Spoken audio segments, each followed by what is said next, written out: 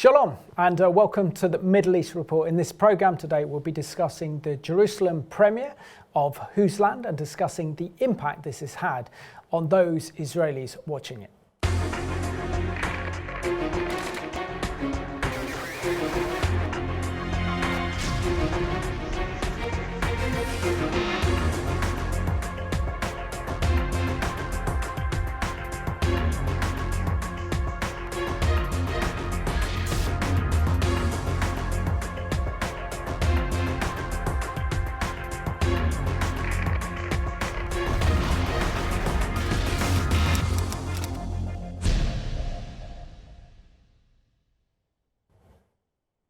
Warm welcome to the programme, and today's special guest is a regular on the Middle East Report. He lives in Sussex, not very far away from our studios.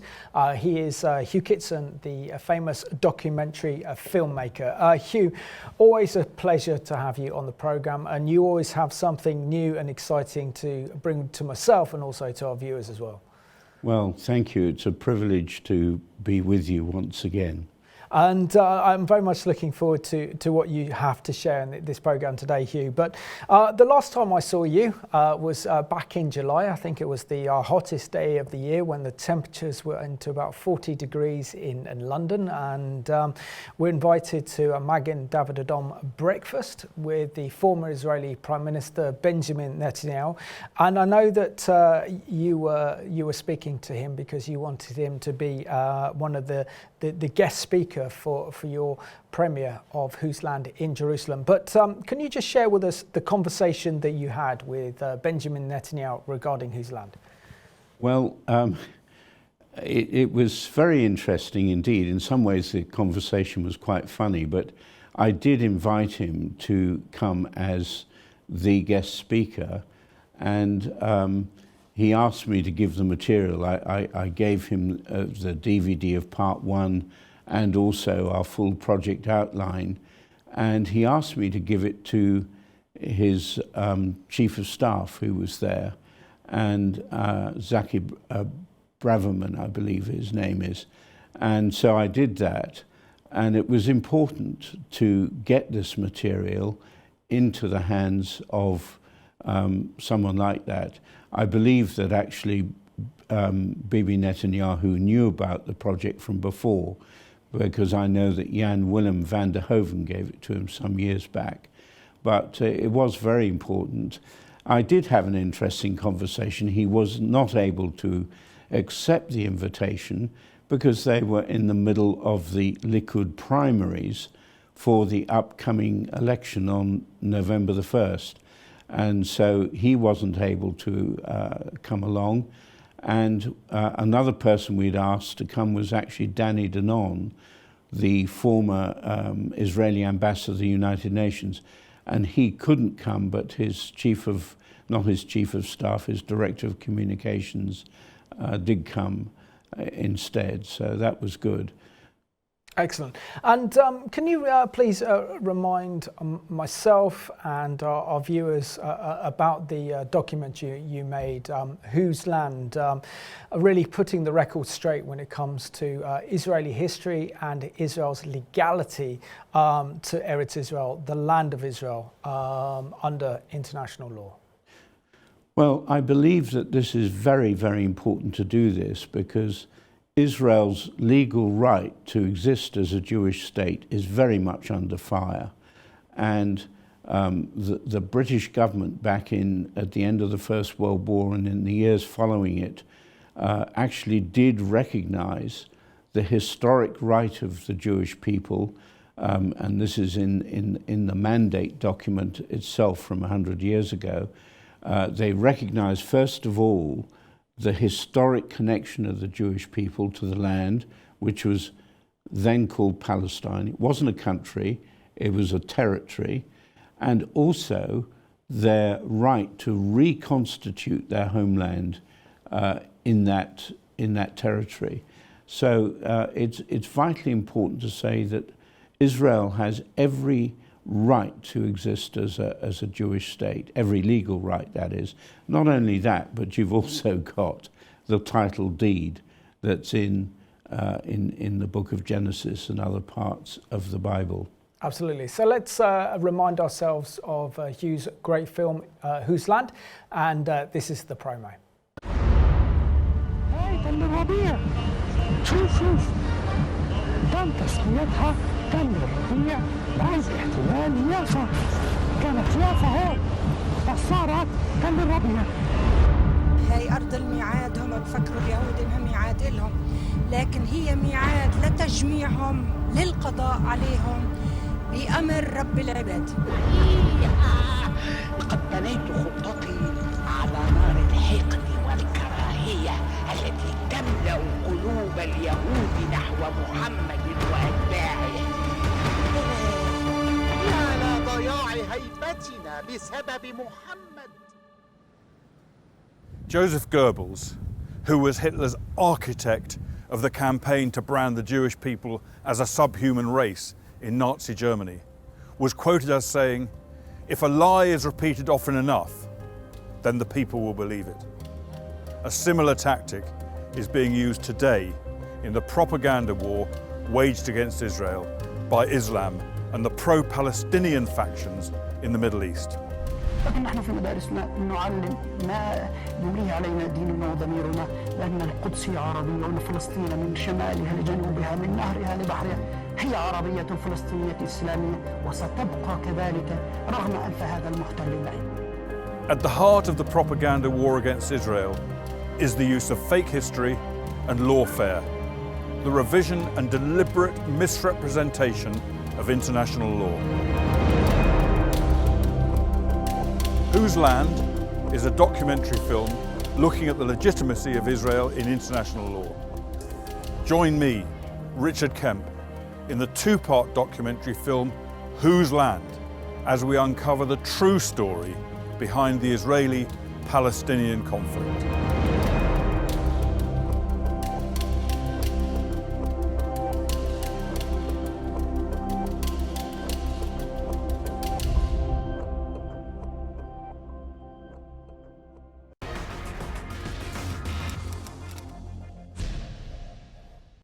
And if you haven't seen it yet, I have to ask why.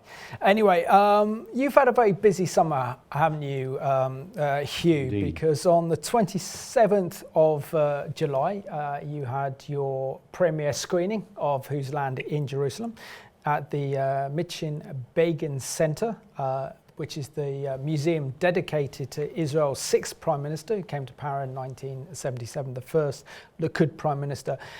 Share with us how important it was to have the Jerusalem premiere aired in Jerusalem.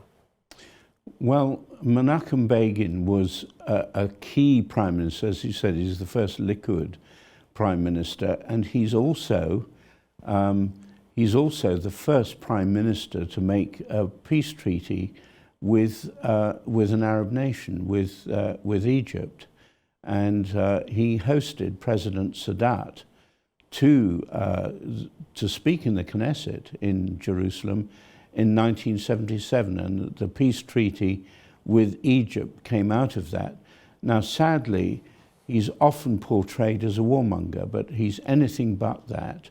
And I believe to have the premiere there was a very special privilege. We had shown another film there some years earlier called The Forsaken Promise, but it was a very great privilege to be able to show the film in that place. And Hugh, share with us the battle that you had to show this film, because your film Whose Land was due to be premiered in Jerusalem back in 2020 because of COVID-19 and the global pandemic. That was postponed by 2 years. So share with us the battle to get the screening of Whose Land in Jerusalem. Well, it wasn't really a battle as such. It was originally going to be screened to coincide with the centenary of the San Remo resolution, which was in 2020, and we were going to show it the end of April, beginning of May 2020. And really the COVID pandemic scuppered that. And so we had to wait until obviously the pandemic was over. And actually during the pandemic, we didn't have any screenings anywhere. But it just so happened that when things were opening up, we were up for the centenary of the implementation, not the implementation, the ratification of the mandate, which was in July of 1920 that it was ratified. It's not actually the mandate itself, the centenary of the mandate, the implementation of it will be in September of next year. It was actually implemented in September of 1923. But it was just playing a waiting game, but it was significant. And in many respects, out of all the screenings of Whose Land that we've done, and we've done a good many of them, we first of all did our premiere tour to commemorate the centenary of the Balfour Declaration in Australia, and then we came here and did a tour in Britain, did a number of screenings in Britain, and they've been done in other places like New Zealand and South Africa. And I wasn't actually present for those, but it has been shown in other countries as well. And I just felt that somehow this one, because it was in Jerusalem with a predominantly Jewish audience, I just felt that it was a very, very special occasion. And we had it there with Hebrew subtitles as well. But let me say this, a lot of the Jewish people actually are not that familiar with their own history. And wherever we've shown it, whether it's here or in Jerusalem, the Jewish people that we have shown it to have been absolutely astounded at the security of Israel's legal position. That's quite incredible. But yeah. I have to ask you, why did you choose to air the Jerusalem premiere of Whose Land at the Menachem Begin Center, also his museum? I mean, it's a beautiful museum. I've been there. I think it's one of the best museums in Israel. It's definitely worth a visit to see dedication to the great man who was Menachem Begin, and what a great Prime Minister for Israel he was. Well, I think Menachem Begin himself would have been very happy for us to have it here in that venue. But let me say that the Menachem Begin Center is very keen to represent or to show Israel's true history. There's a lot of revisionism around now, especially when it comes to the mandate. And Menachem Begin himself was in a situation of having to resist the mandate because of our betrayal of the legal obligations that we had. And so he came to resist it. And part one of Whose Land not only shows the very positive side of Britain's acceptance of Israel's legal rights to reconstitute their national home, which of course people like Lloyd George and Balfour and others very clearly supported. But very sadly, we gave in to pressures, terrorism actually, from certain Arab parties, people like Haj Amin al-Husseini, the Grand Mufti, and we finished up completely betraying not only the mandate itself, but the Jewish people. Absolutely. Well, I see two great crimes committed by the British Empire then and by the British government. Firstly, during the late 1930s of the Green and White Papers that prevented Jewish immigration into the land of Israel, at the time when the Nazis and the fascists were in power across Europe. So we know that had Israel opened the borders to the British Mandate of Palestine, then maybe over 1 million Jews could have escaped the horrors of the Holocaust. That was the first great sin that our nation committed. And then the second great sin, I think, was directly after the Second World War in preventing Jewish survivors of the Holocaust, particularly the story regarding the Exodus ship, of actually to disembark on Israel, to go to the only place that wanted the Holocaust survivors and those who have survived the absolute terror and evil of Hitler's regime, to find a new home for themselves in the British Mandate of Palestine and preventing them from entering into the land. And of course, Menachem Begin played a major role in opposing then Israel's chairman and then who went on to become Israel's first Prime Minister, David Ben-Gurion, yes, in cooperating with the British. And he declared after the World War II that the Jewish community living in the British Mandate of Palestine should do all they could to push the British out, and for the Jewish people to gain their own self-determination, and if that meant using violence to do it, then so be it. Yes, that is absolutely true. And as I said just now, it was the British betrayal. Not only did the White Paper close the escape route of the Jews of Europe, close it off, which resulted in an untold number of deaths, most likely over 1 million. But one clause in that White Paper actually said that the Jewish population of Palestine should not exceed more than 1/3, which basically was a complete repudiation of the Balfour Declaration, the San Remo resolution, and the mandate itself. In other words, there would be no Jewish homeland or Jewish state. And so that was certainly one of the things that led Menachem Begin to rebel against the mandate and to want the end of British rule over Palestine. So that was a major thing.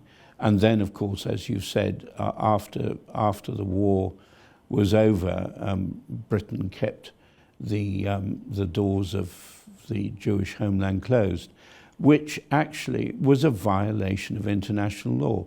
Under the mandate, Britain was obligated to facilitate Jewish immigration into Palestine, as it was then known. So it's no wonder that he did it. And this excellent video is courtesy of the Begin Center in Jerusalem. It's also the Museum of Menachem Begin. And this one is entitled 5 Facts About the Begin Center.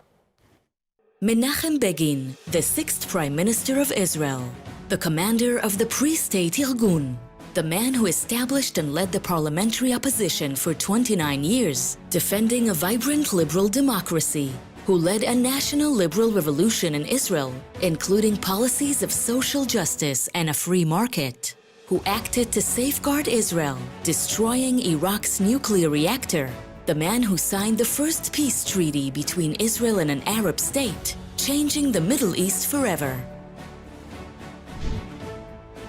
The Menachem Begin Heritage Center is a state institution with responsibility for preserving the legacy of Menachem Begin, a leader of principle and rare integrity. Here are 5 facts about the Menachem Begin Heritage Center. 1. The center houses an interactive multimedia museum that reviews Menachem Begin's life and educates about the values he believed in. 2. The center is home to a comprehensive archive comprising documents and historical records covering every chapter of Menachem Begin's extraordinary life. 3. The center's education department provides services to a diverse target audience in Israeli society and around the world. 4. The center offers a variety of cultural and intellectual lectures and events that take place on a weekly basis and deal with the fields of the Jewish people, Zionism, Jewish thought, Israeli society, and regional affairs.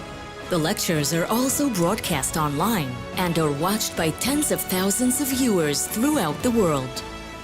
5. The center hosts historical and educational tours of its unique surroundings and stunning views, which overlook the walls of the old city of Jerusalem, as if bridging the gap between past and present. We invite you to be a partner in our goal of continuing the legacy of Menachem Begin, his values and ideals, his love for the Jewish people and the land of Israel, and his commitment to the principles of liberty, democracy, social justice, and equality. His story is our journey.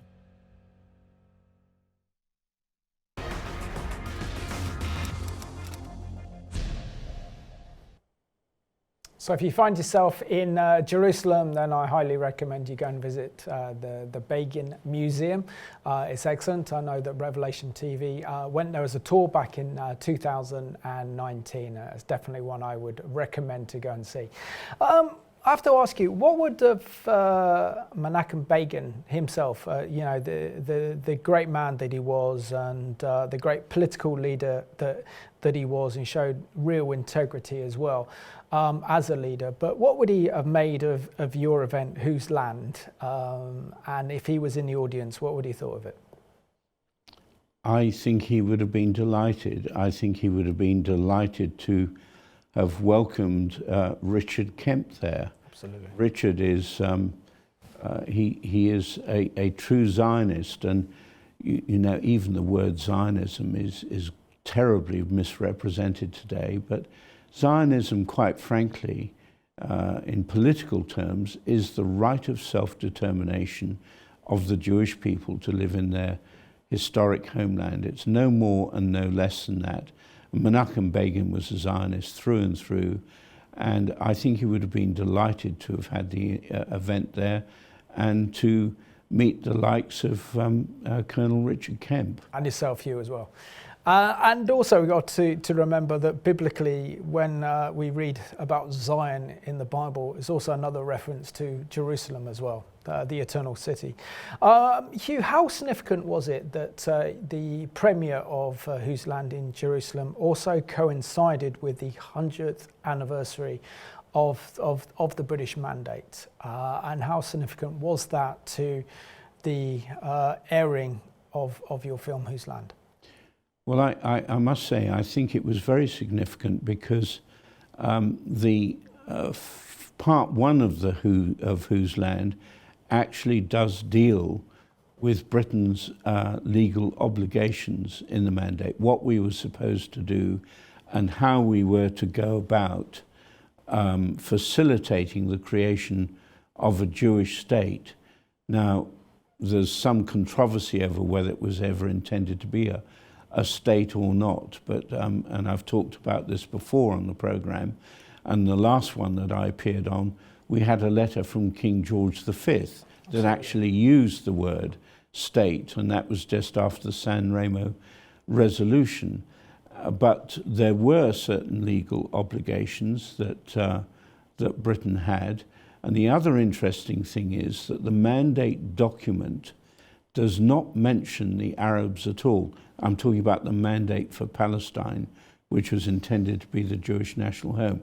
There were other mandates there for Arab self-determination, namely Syria, Lebanon, and Mesopotamia, which is now Iraq, and of course, out of the mandate Palestine, or for Palestine, came Transjordan, and that was created for Arab self-determination under the Hashemite kingdom. So the Arabs had finished up with 4 states actually out of the mandate system, but the word Arab is not mentioned in the mandate document at all. What was mentioned was that the civil and religious rights of the non-Jewish population were to be safeguarded, and that actually was always respected, not only by the mandatory power Britain, in fact I would say they went overboard, but ever since the creation of the State of Israel in 1948, the Jewish state has upheld the civil and religious rights of the Arab population. Not only that, but given the Arabs who are living within Israel, who are citizens, equal rights politically. Absolutely. Also, what discuss the role played by Colonel Richard Kemp, because we know that he narrated your film. He is the presenter and the face of Whose Land. But share with us the role that he played during the evening's proceedings.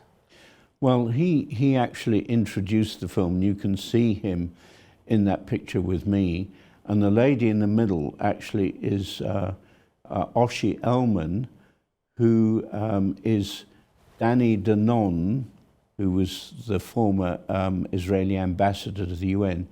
She's his director of communications. So she was there present that night, as I mentioned a little bit earlier. But he introduced the film, and he explained why he was involved in making it. And it's quite simply that he believes in Israel's right to exist in peace as a Jewish state. Absolutely.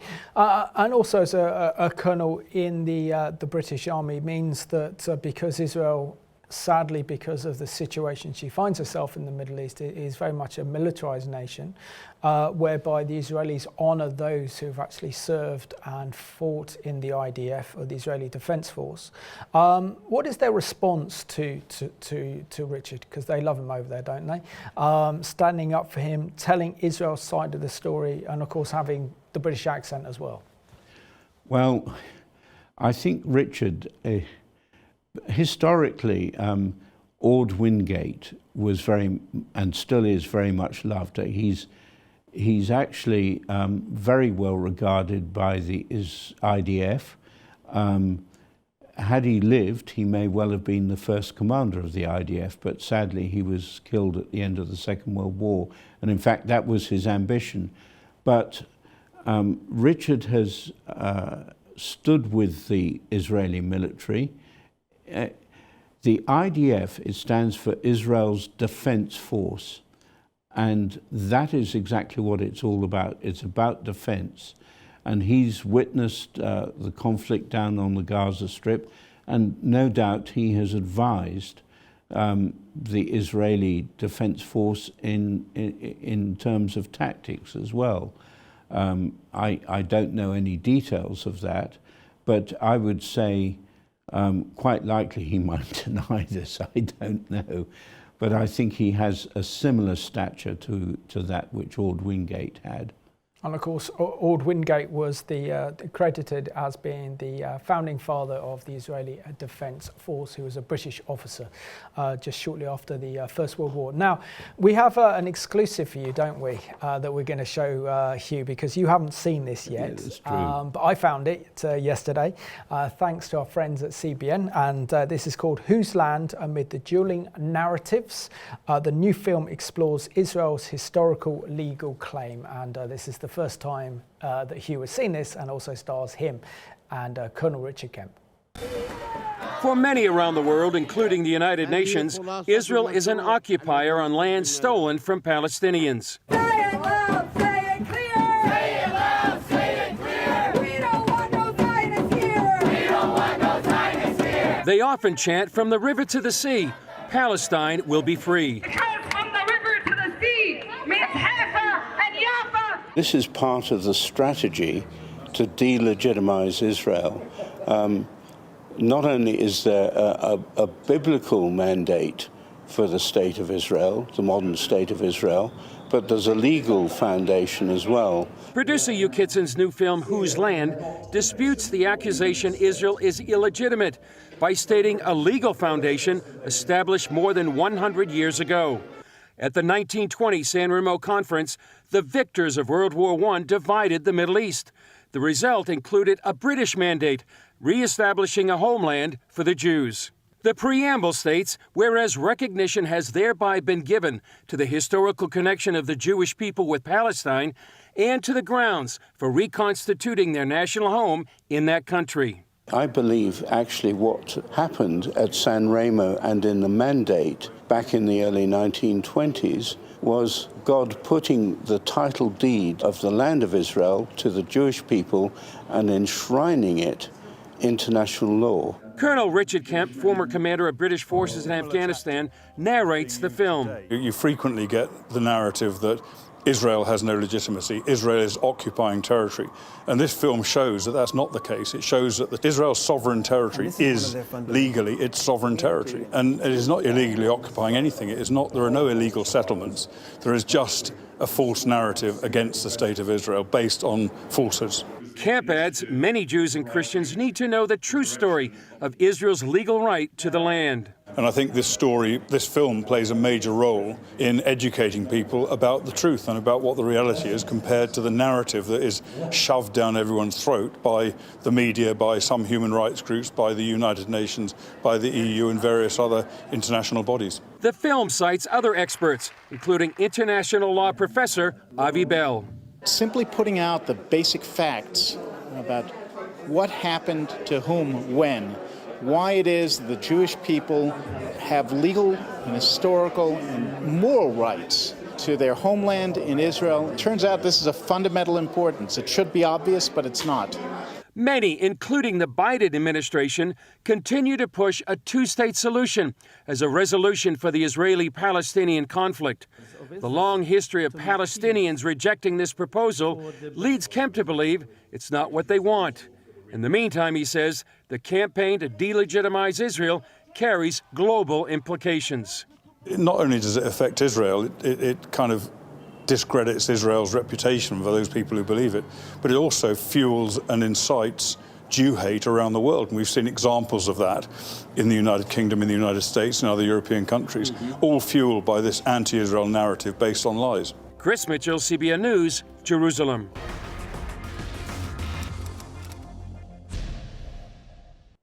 And in Hebrew, kol hakavod to Hugh and for Richard there for really boosting the morale of the Israeli people and reminding them of their spiritual, legal rights to their land, which is Eretz Israel, the land of Israel.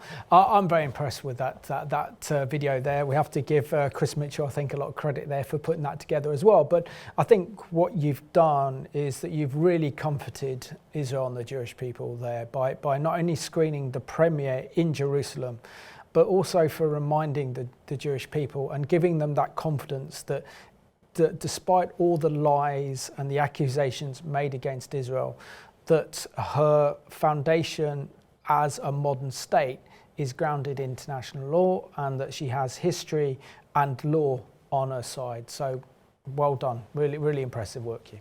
Well, thank you. I mean, you're part of a team too that's standing up for the nation of Israel. And I'm very thankful to Richard for taking part, and also to Chris Mitchell, who's been a friend of mine for more than 20 years now.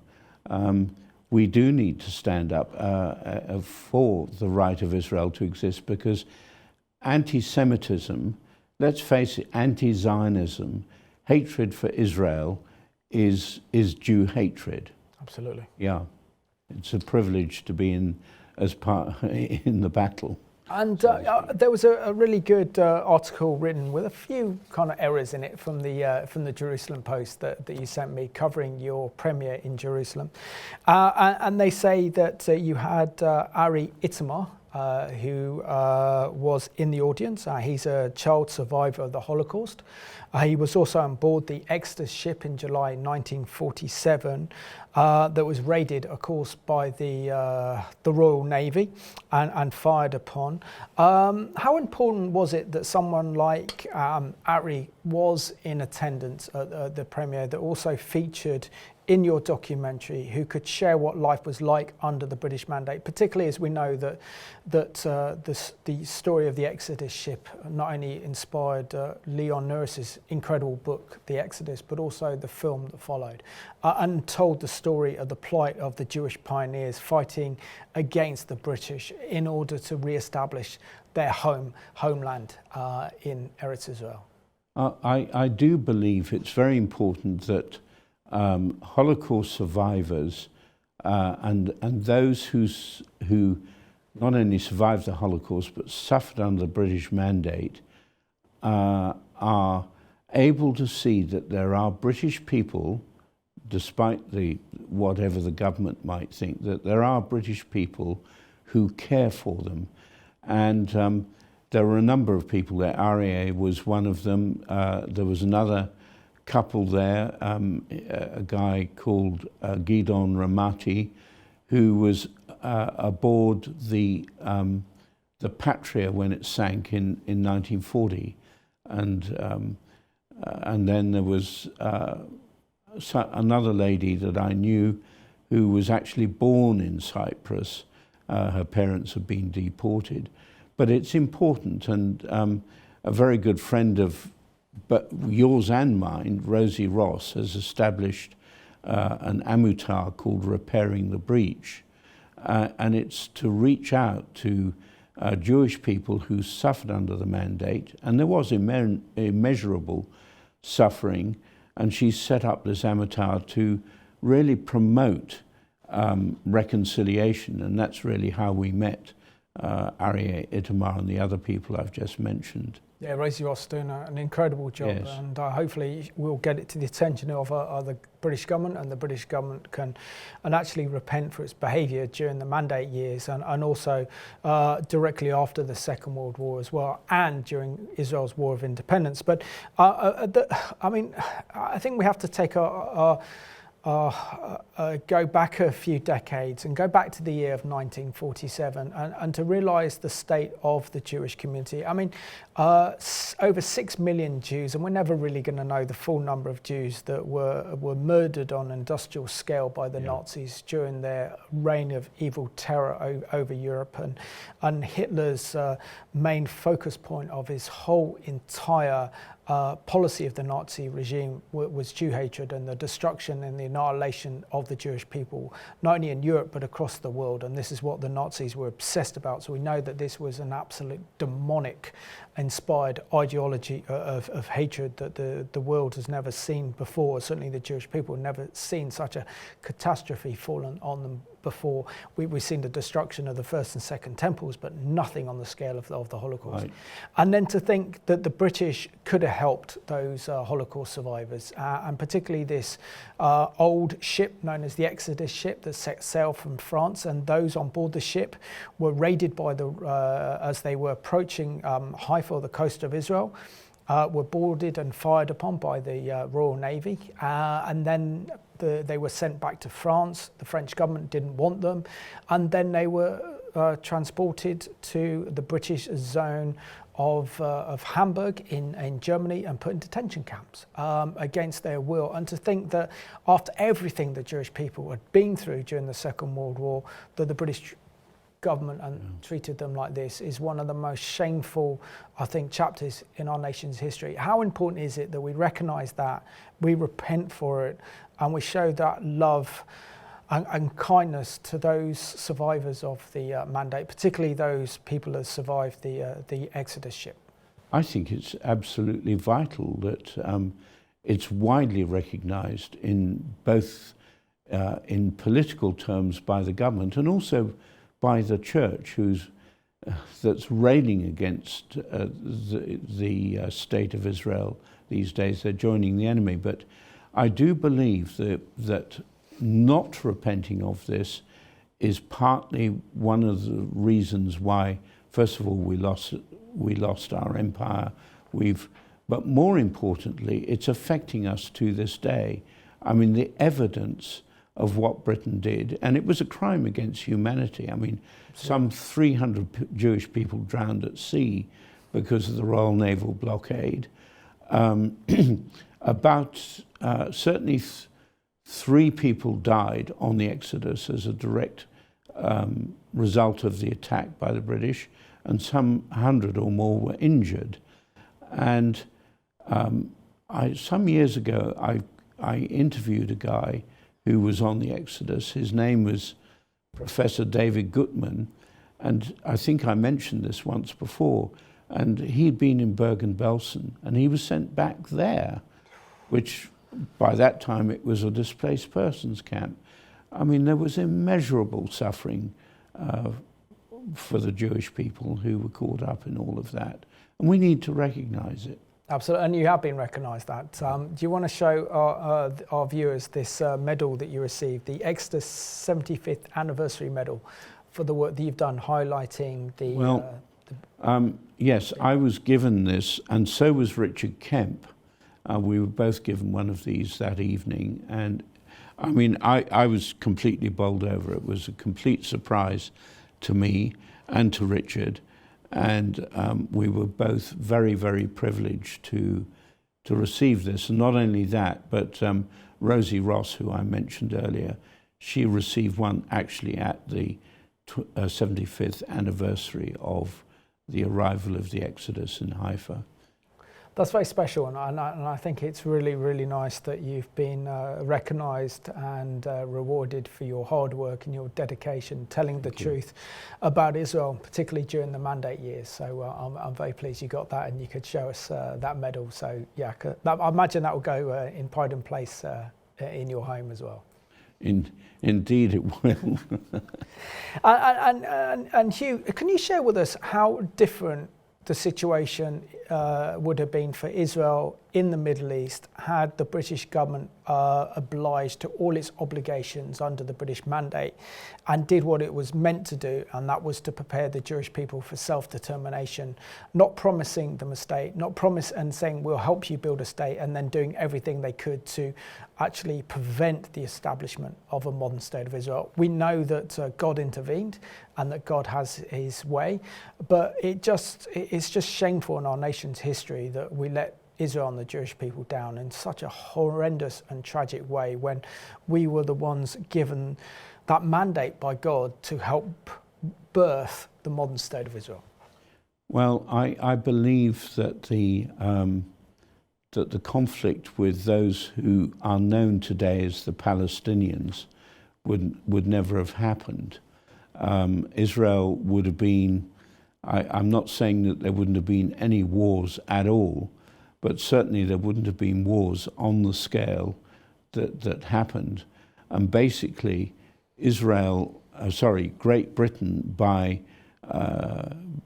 through the White Paper of 1939, and then later siding with the Arabs when they attacked Israel, has effectively, in the eyes of the world, delegitimized the state of Israel. And what Britain did in the 1939 White Paper, and this came out later in an Anglo and American commission of inquiry, was illegal. What Britain did in 1939 was illegal, and then backing an Arab invasion of a land, of a country that Britain was supposed to facilitate the creation of. Not only was the act illegal, the invasion itself was illegal, but it was a complete betrayal of, I believe, everything that Britain was supposed to stand for. And now we have an exclusive, thanks to Hugh. This is the first airing of the new extract of the second part of the documentary Whose Land? And this is episode 11 from part 1.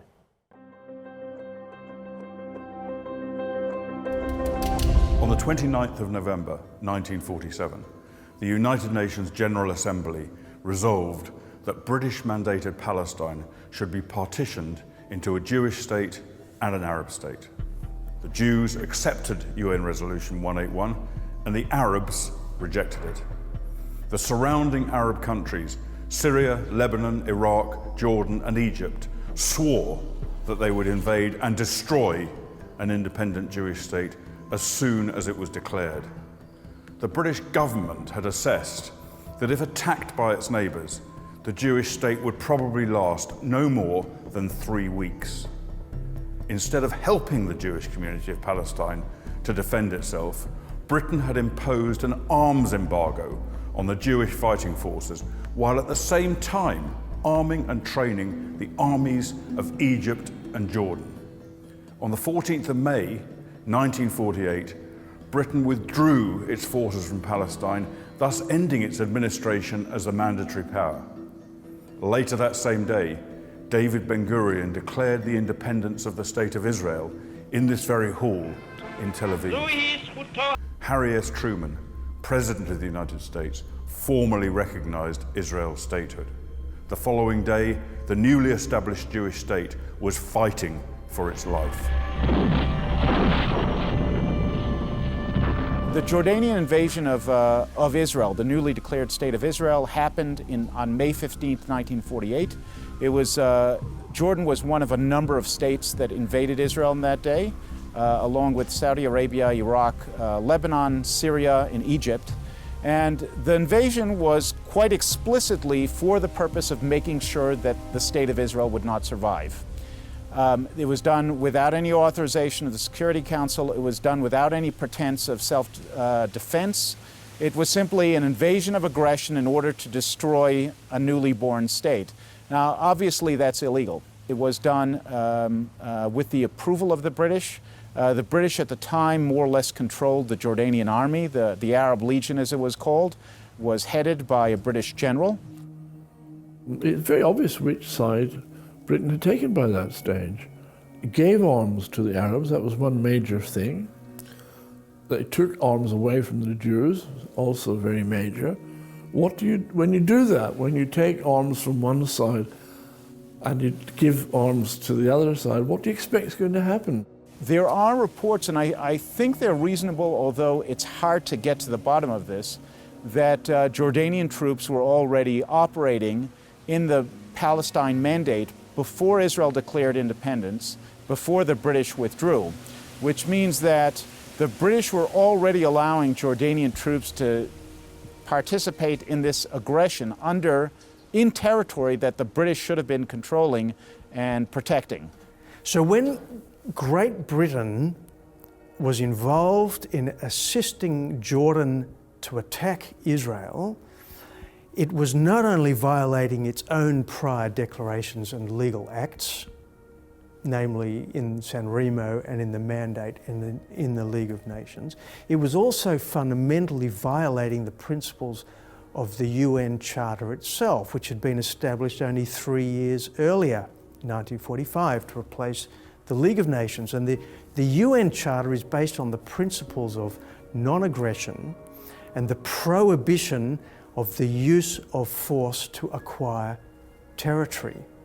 In fact, there's a document by the Arab League to the United Nations saying, yes, we have invaded this country to reverse what we consider to be something which is absolutely unacceptable, the partition of the area into a Jewish state and an Arab state. We completely deny this.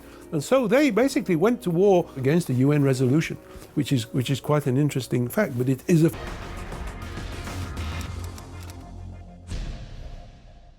And thanks to Hugh, we got another exclusive, and that's the first public airing of the extract of the second part of Whose Land. So Hugh, thank you for showing that. But also, I like the fact that you bring new material to this one. So as I said earlier in the programme, in my opinion, the British Empire and the British government committed 2 sins. We can now add the 3rd sin after your latest extract, and that was helping to equip the Arab army, the Arab League, the Jordanian army, to fight against Israel during her fledglingness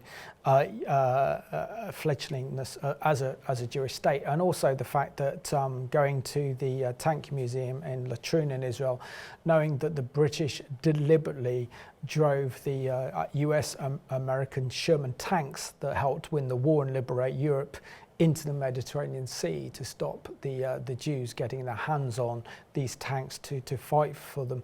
Now, had history been different, had the 5 Arab armies that were invading Israel have destroyed Israel, there would have been another genocide against the Jewish people. And again, the British people would have had blood on their hands, wouldn't they?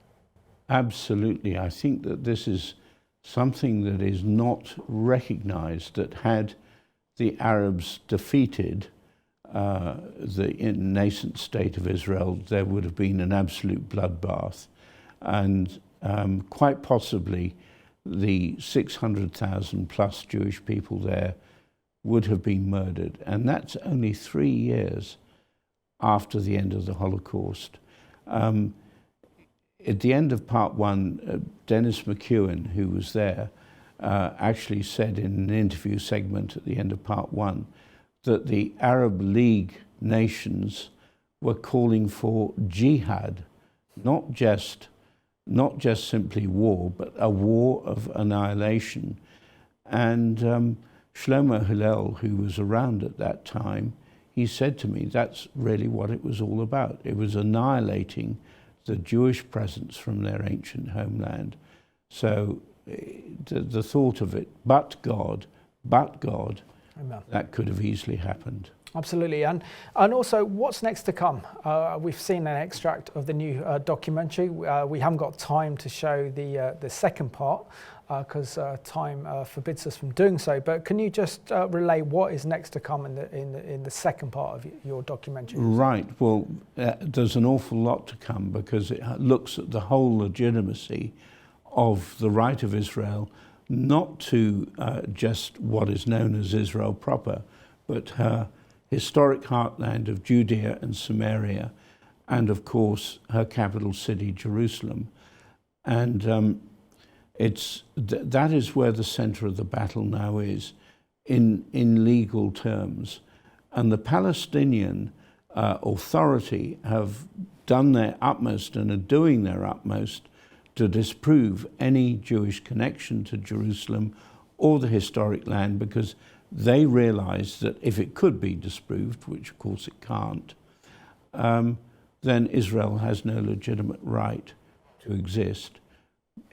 But much more than that, it is a spiritual battle, because our Lord Jesus Christ himself called Jerusalem the city of the great king. Of course, he was referring to himself there. Absolutely, and also it's important to know the fact that the Jewish settlers call that land Judea and Samaria, yeah, quite, which is the biblical heartland. And if you translate Judea, it means the land of the Jews. Yeah, precisely. So how can you take away the Jewish heritage to their biblical heritage, which we had the likes of David and Saul, and also the whole story of the Ark of the Covenant in Shaul was actually in Judea and Samaria. Yeah. So this is the biblical heartland of Israel. This is where the stories of the Old Testament come from.